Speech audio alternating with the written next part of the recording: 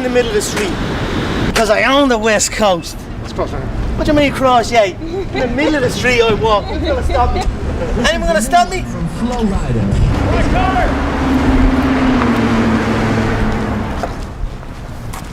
Parking my baby right in your house. That should be out on the road.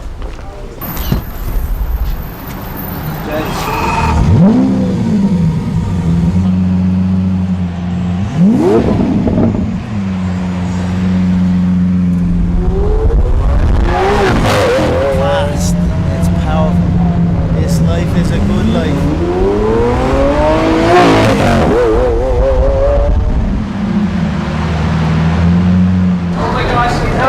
What's up, bud? How are you? The best press conference ever. Now we're down here. Just wasting time. What else are you gonna do? Train, eat, shop. I come down here and blow a load of money on my beautiful woman and myself. And it motivates me to push and keep going. Not many people from where I come from experience this. So I'm just happy and grateful and motivated. I'm gonna go eat and then I'm gonna go walk. And that's it. Let's roll to the roads. Be careful now on that. What do you think this is, motherfucker? Do it on the f***ing Yukon. You'll end up in that boot. I've never been in a Rolls. No? Welcome. Welcome to the club. Tuck it in, look. Get that. I'm gonna come up to you tomorrow. Dude, I swear to God. I'm gonna come up to you tomorrow. You're the f***ing man. They're like a cardboard cutout of me in a fighting stance and the Irish flag draped over the balcony. That is f***ing crazy. I'm here on the West Coast. Like most fights, I usually come out maybe 2-3 weeks before. But every time I come back, it seems to be a little bit more crazy with the fans, you know. They treat me like I'm one of their own. And then I've been driving to the gym every day and I drive past this guy's apartment and it's like on the balcony he has like Irish flags and a cardboard cutout of me like sitting on his balcony. So now we're gonna go drop into him and see what he's about and meet one of the fans. Give me Mr. McGregor. What's up? Holy shit, man. How are you, bro? I'm good. How are you? This is awesome. I'm blown away by this, man. I drove by a couple of times and I was like, what the f? Yeah, I thought I was seeing things at first. Like, No, it's been up since your Max Holloway fight, man. no way. Are you looking forward to the fight next week? Oh yeah. Please, Yeah. you kidding me? I got my shirt, my wardrobe in there. I got your shoes. You see them right through there. What, the Reeboks? Yeah, it says champ on the back. I don't even have them. I didn't even need them ones. They are unbelievable, man. I'm telling you, man. Yeah. Honestly, man, that's unbelievable. I'm going to put on a show for you. Thank you so much. Yeah. Every Saturday before the fight, I put up my cardboard cutout, I put up the flag, I put up the banner. And the only thing I can say, and I hope Conor sees this, is that feeling he had with Jose Aldo when he knocked him out and he became the champ, hands down, that's what I felt like tonight. Like, that's how amazing it was. And I really hope he sees that. And I mean, I think he saw it on my face, and there we go again. See, it's going again. But that's what, that's the best I can say, man. I'm enamored right now, man. I'm shaking. I'm acting like such a little baby, and I'm sorry. Thank you so much. I appreciate it, man. Honestly, it was an honor to meet you, brother. I appreciate the support of all the fans out here and all over the world. I never take it for granted. I use it as a motivation, so I am extremely grateful to the fans. Thank you so much. Thanks so You're the man. much. That was awesome. My goodness. I like the way ink feels on my body. This tiger doesn't mean nothing. This gorilla with the crown. Maybe they do subconsciously. I don't know. But I seem to get them at the same time, after the fight or just maybe before the next fight. But there's something therapeutic for me just going in. I don't spend months picking it. I just see it, get it, and just enjoy the experience of being inked on my body for the rest of my life. I don't know what it is. But it doesn't mean nothing. I just like the way it feels, and I like the way it looks.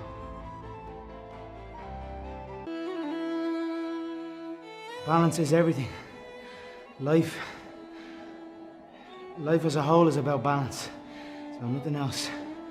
If you think about it, when you're born, what's the first thing you learn? learn how to control your head. Learn how to balance your neck muscles.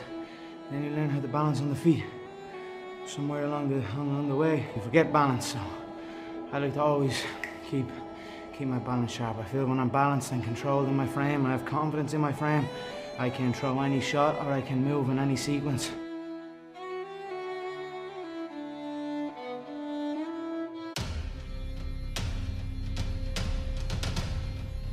Before me, nobody knew nothing about this sport. Nobody gave a shit about this sport. We were looked down upon. It wasn't true. We weren't even considered. Not only in like mainstream or whatever you want to call that, but even in fight circles, in real fight circles.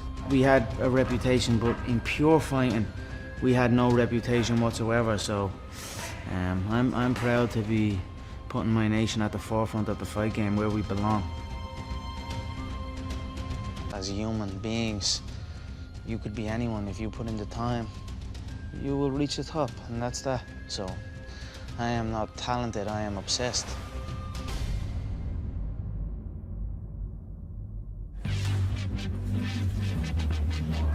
Give it up for the notorious Conor McGregor! There's two things I really like to do, and that's whoop ass and look good, and I'm doing one of them right now, and Saturday night I'm gonna do the other. I'm gonna wipe out everyone in this division, I said that, and I will do it. He's a little short-ass twerp, and I look forward to punching a hole in his face. I'm gonna hand him my spit bucket, tell him to go back and spit shine that belt, and bring it back here as they're ready for me to take it. I'm sitting up here with my feet on the desk. What's anyone up there gonna do about it? Not one of you are gonna do anything about it.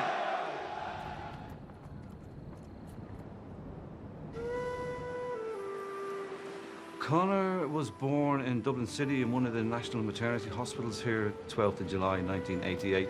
Midwife turned to my wife and said, this guy is going to be a boxer, because he came out of the womb with his fists clenched. So he was destined to be a fighter, I think. I had many fights growing up, as most young boys do from where I'm from and around this area. Get into fights. I won some and I lost some. When he went boxing, I remember he turned to us and says, "Why didn't you put me into boxing earlier?" He knew that was for him.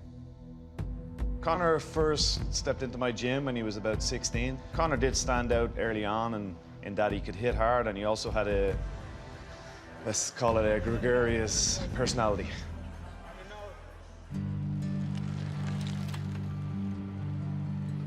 I was thrown into a plumbing trade. Give a about plumbing, didn't know anything about plumbing. I just went on that site because culture told me that that's what I have to do. I'd done it for a while, and then I realized this is not what I want to do. It's like, this is not what I want to do, then what the f am I doing it for? And I walked out, 18 months in maybe. There was a concern there for us, for his mother and father. We didn't know what he was going to do, to be honest with you. Early on, obviously didn't know what it was. I couldn't look to my mother and say, hey, this Irish man done it. I'm gonna follow in his footsteps, because there was no footsteps. I had to create my own footsteps and follow them. They were a little unsure at first, but they supported me, and they knew I would do it. If I said I'd do it, so. I was actually in Ireland, and people kept coming up to me and talking about Conor McGregor. Have you ever seen Conor McGregor fight? Have you ever heard of Conor McGregor? Well, I came back to Vegas and talked to the matchmakers, and they had heard of him. So I flew him out from Ireland. He and I went out to dinner. He told me he's on what's called the dole, which is basically unemployment over there. When I left that dinner, I said, I don't know if this kid can fight, but if he can even fight a little bit, he's going to be a huge star.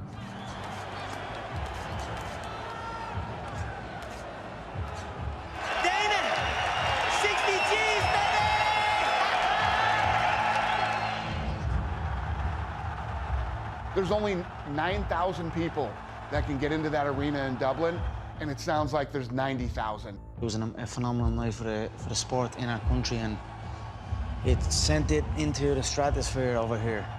We're not here just to take part, we're here to take over. He wasn't in the UFC to make up numbers. He wasn't there to be a token Irish guy. He was there to take over, and that's what happened over the last 12, 24 months. The numbers don't lie.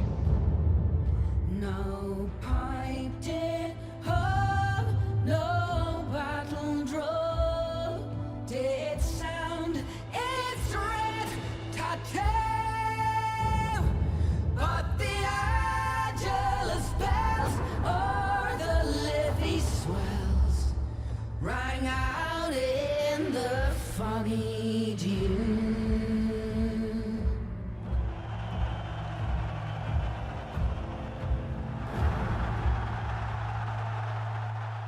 When Conor won the interim title and he beat Chad Mendes, I think it boosted the confidence of European fighters that they can compete at this level.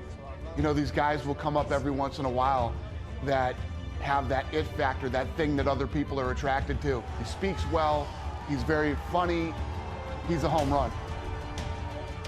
I'm the real champion. At the King of Dublin, yeah? You're looking at him.